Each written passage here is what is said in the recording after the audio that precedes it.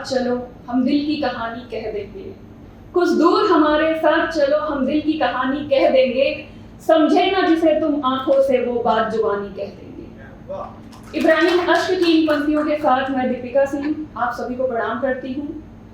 और जैसा कि संगोष्ठी का विषय है स्त्री सृजन और सरोकार, तो मुझे लगता है कि मेरी कहानी ही पर्याप्त है इस पे बहुत कुछ कहने के लिए। तो समय न गवाते हुए शुरू करते हैं कहानी।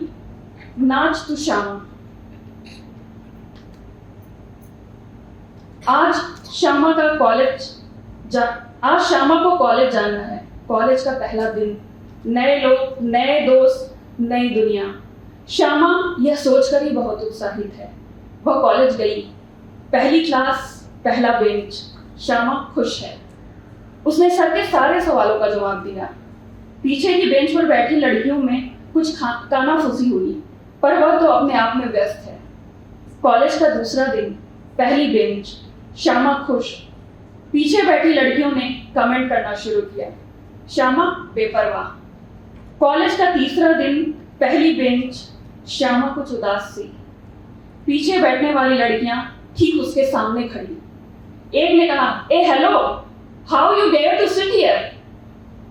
This is our place, go to the last bench, just go. दूसरी ने कहा, हिंदी में बोल, शक्ल देख के इसकी लगती नहीं कि इसे अंग्रेजी भी आती होगी। तीसरी ने कहा, छोड़ यार, काली कलूटी है, आगे से दिखेगा भी नहीं कि कोई बैठा है। जब हंसेगी तो ट्यूबलाइट जलाने की जरूरत नहीं पड़ेगी, इसके दांत से ही उजाला हो जाएगा। पूरी क्लास जोरदार ठहाकों से गूंज उठा। श्यामा का चेहरा काला पड़ गया। उदासी विषाद में बदल गई। अब ना तो वो पीछे जा सकती है, न आगे ही बैठ सकती है। बिल्कुल रुआसी सी हो गई। सहसा ऋतिक ने कमरे में प्रवेश किया। लड़कियों के ठहाके और श्यामा के उड़ते रंगत को देखकर उसने सब कुछ भांप लिया था। वह उन लड़कियों से बोला, तुम सबको शर्म नहीं आती इस अकेली लड़की को परेशान करते हुए? तुम लोगों की प्रॉब्लम ही यही है कि तुम लोग किसी को खुश नहीं देख सकती। यह श्यामा यही बैठेगी, तुम लोग जहां बैठती हो वहां जाकर बैठो। यह नहीं है, पहले इसका सम्मान करना सीख लो। एक बात और, mind your own language. Shyama के कंधे पर हाथ रखकर ऋतिक ने पूछा, आर यू ओके? उसने सहमति में सर हिला दिया। इस घटना के बाद से लड़कियां शांत हो गईं। ऋतिक एक तरह से उस कक्षा का लीडर है। ऋतिक जब भी क्लास में आता, श्यामा खुश हो जाती, जैसे उसके सूखे वीरान पड़े जीवन में बसंत आ गया। ऋतिक हर दिन उसे नया दिखने लगा, पहले से ज्यादा प्यारा। श्यामा अब लड़का से लड़की बनने की कोशिश करने लगी, बालों को संवारने लगी। सुंदरता का मतलब अब उसे समझ में आया था। उसने अपने लुक्स पर ध्यान देना शुरू किया। उधर ऋतिक में भी बदलाव उसने महसूस किया। वह भी रोज नए नए कपड़े पहनकर आने लगा। कक्षा में घुसते ही उसकी नजर सबसे पहले श्यामा पर जाती। वह उसे देख मुस्कुरा देता। श्यामा को लगता यह ऋतिक ही उसके लिए बना है। कितना मासूम और निर्दोष चेहरा है ऋतिक का। बाइस्कोप पर दिखाए जा रहे फिल्म की तरह श्यामा को उस दिन की घटना बार बार याद हो आती। कैसे ऋतिक ने सबके सामने उसका समर्थन किया था। ऋतिक के इसी सहज व्यवहार पर तो वो फिदा हो गई थी। सपनों की इसी दुनिया में खोई कश्मकश में पड़ी श्यामा ने एक दिन तय किया कि वह ऋतिक को अपनी सारी फीलिंग्स बता देगी। यह सुबह उसके लिए कुछ खास है। आज उसने अपनी फेवरेट पिंक ड्रेस कॉलेज के लिए निकाली। कक्षा में प्रवेश करने के पूर्व ही सहसा उसने हंसने की आवाजें सुनी। वह वहीं रुक गई। कमरे में ऋतिक, उसके साथी, कुछ लड़कियां आपस में बातें कर रहे थे। यार ऋतिक, श्यामा तुझसे लव करती है। ऋतिक, नहीं यार, ऐसा कुछ भी नहीं है। यार तू अब नाटक ना कर, हम सभी जानते हैं, पूरी क्लास को भी ये बात मालूम है। श्यामा में परिवर्तन देखा, बन ठन कर आती है, तुझे ही देखती रहती है, तू भी तो उसे देखता है। लक्षण ठीक नहीं है इस बंदे के। ऋतिक बोला, दोस्त, इंसानियत भी कुछ होती है। तुम सब मिलकर उसे परेशान कर रहे थे, मुझसे देखा न गया। हंसी मजाक एक लिमिट में ही अच्छी लगती है। अर्जुन ने ऋतिक के कंधे पर ठोकते हुए कहा, अच्छा बेटा, इंसानियत, लिमिट, मुझसे देखा न गया। तू बदल गया यार, तू बदल गया।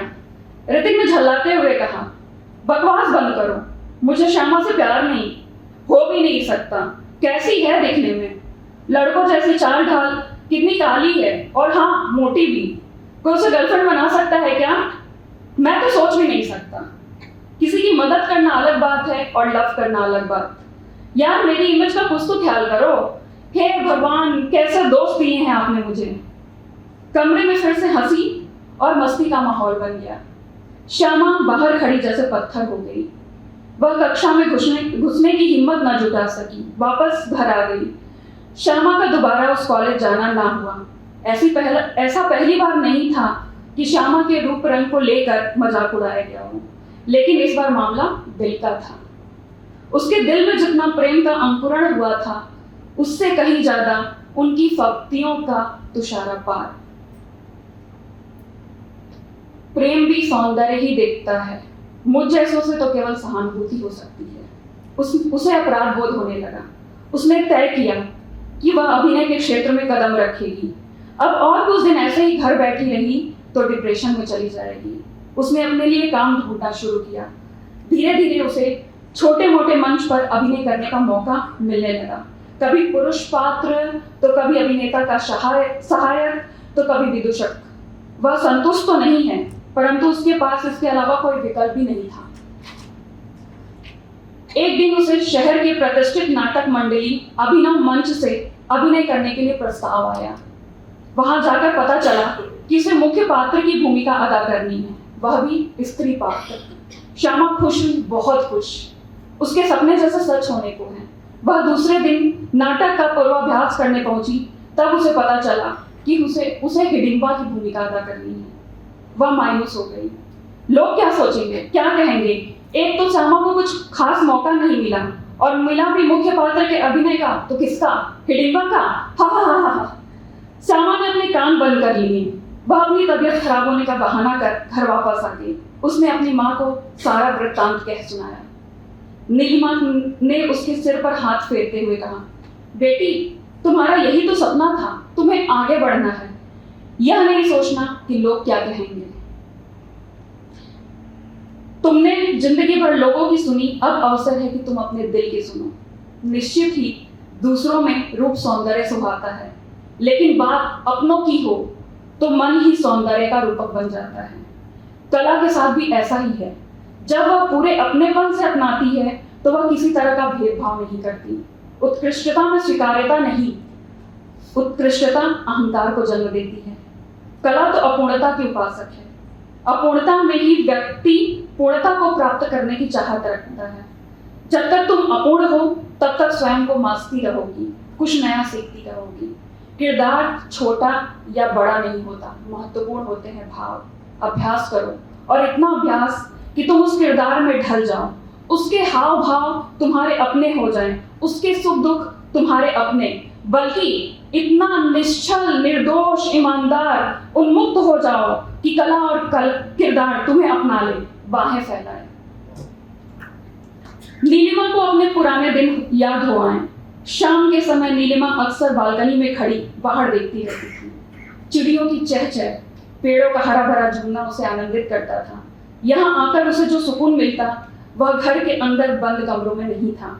उसकी कल्पना को इन दृश्यों से नया रंग मिल जाता और पंछियों के पंख जैसे उसके पंख। नीलिमा के रोजमर्रा के जीवन में यह लगभग शामिल हो चुका था। सूरज डूबने को होता तब ललित के ऑफिस से घर आने का वक्त होता था। ललित नीलिमा का हाथ अपने हाथों में लेते हुए रोज ही प्यार से पूछा करता था, और मेरी बेटी लल्ली कैसी है? तुमने उसका ध्यान अच्छे से रखा कि नहीं, या घर के काम काजों में उसे भूल ही गई? नीलिमा का गोरा रंग और भी चमकदार हो जाता था। डूबते सूरज की लाली जैसे उसके गालों पर उभर आती। उसकी आंखें अपने घोंसले में लौटने वाले पक्षियों की आंखों की भांति चमक उठती। वह ललित से कहा करती, लल्ली का ध्यान बखूबी रखा गया। पर आपको कैसे पता कि बेटी ही होगी? ललित मुस्कुराता हुआ कहा करता था, तुम जो इतनी प्यारी हो, मुझे तुम्हारी जैसी ही बेटी चाहिए, छोटू नीलिमा। बिस्तर पर लेटे रात में नीलिमा जब सोने की कोशिश कर रही होती, उसे ललित की बात याद आ जाती, मुझे तुम्हारी जैसी ही बेटी चाहिए, छोटू नीलिमा। एक टक वह ललित के चेहरे को देखने लगती थी। बिल्कुल वही चेहरा जो उसने शादी से पहले फोटो में देखा था। बड़ा, शाह रंग से घिरा चेहरा, नाक थोड़ी चपटी, जिसके लिए नीलिमा अक्सर ललित को नेपाली कहकर चिढ़ाती रहती है। सब कुछ बेढप सा, अजीब सा, जिसकी उसने कभी कल्पना नहीं की थी। उसने अपने घर वालों को साफ मना कर दिया था, वह इस मोटे काले से ललित से शादी नहीं करेगी। मुझे भी तो देखिए आप लोग। किंतु होना कुछ और ही था। अपने माता पिता के अनेक दलीलों की वजह से नीलिमा को शादी के लिए राजी होना पड़ा था। अब नीलिमा ललित के साथ खुश है। उसे ललित से बेहतर जीवन साथी नहीं मिल सकता था। केयरिंग, रिस्पेक्ट करने वाला, सोचा हुआ इंसान ललित। परंतु नीलिमा को बस एक ही बात उन दिनों खाए जा रही थी कि कहीं उसका होने वाला बच्चा ललित पर गया तो। वह इसे लेकर आशंकित रहती थी। वह नहीं चाहती थी कि उसका बच्चा ललित जैसे रूप वाला हो। वह अपने बच्चे को अपने रूप में देखना चाहती थी। आखिरकार वह दिन भी आ गया जब नीलिमा को बेटी हुई थी। ललित बहुत खुश था। उसने जैसा सोचा था बिल्कुल वैसी ही उसको बेटी मिली, नन्ही सी गुड़िया। नीलिमा भी खुश थी, पर अंदर ही अंदर घुट रही थी कि बेटी ललित पर क्यों पड़ी। उसकी आशंका सच साबित हुई। बिल्कुल ललित जैसी आंखें, चौड़ा माथा, चपटी नाक, सांवला रंग, सो नीलिमा ने उसका नाम रख दिया श्यामा। नीलिमा धीरे धीरे उदासीन हो गई। अपना भाग्यमान ललित की खुशी का ख्याल कर उसने खुद को बेटी के देखभाल में खपा दिया था। श्यामा बड़ी होकर बोलने लगी, चलने लगी, और फिर एक दिन ऐसा भी आया जब उसे स्कूल जाना था। श्यामा अब ऑफिशियली श्यामा थी। वह बच्चों के साथ खेलना चाहती, बात करना चाहती, पर बच्चे जैसे उसे ग्रुप से ही नहीं, अपनी कक्षा से भी भगाने को उतारू थे।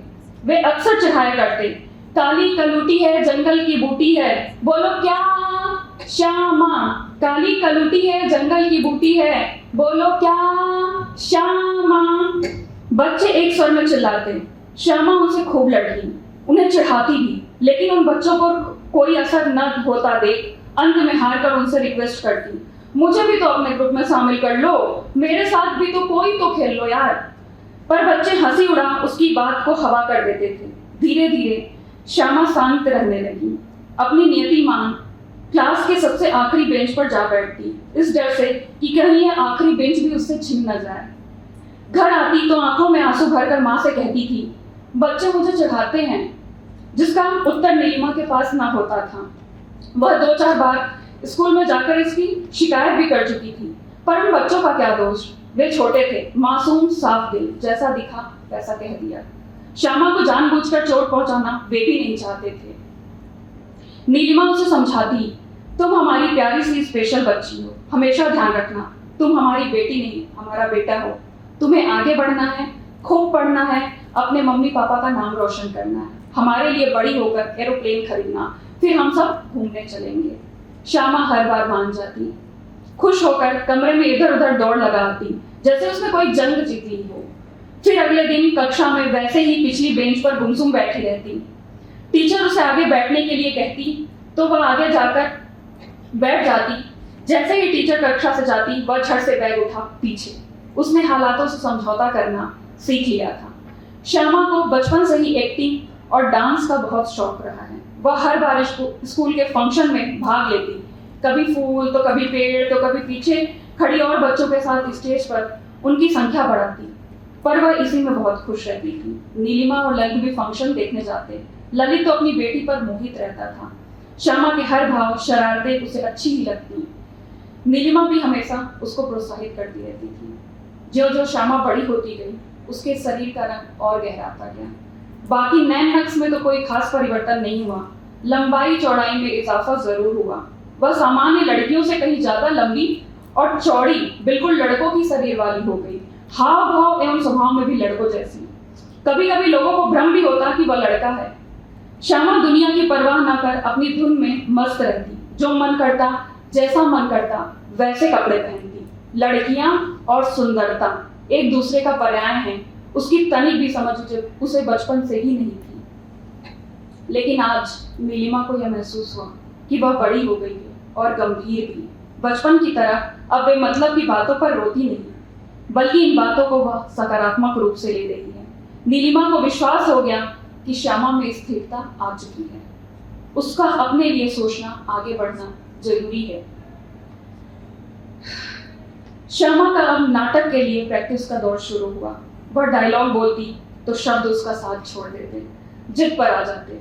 हाथों की उंगलियों को नचाती या पैरों को थिरकाती तो नृत्य उसका साथ छोड़ देते। और हिडिंबा, वह तो अपनाने को बिल्कुल भी तैयार नहीं थी। श्यामा को कई बार खींच भी होती। उसे लगता सबने उसका साथ छोड़ दिया, अब उसकी कला भी।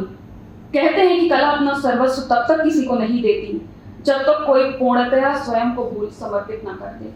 वह अंत तक हार न मान कोशिश करती रही।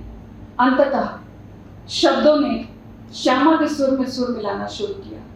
सुर से प्रतीक बने और प्रतीकों से बनी मुद्राएं।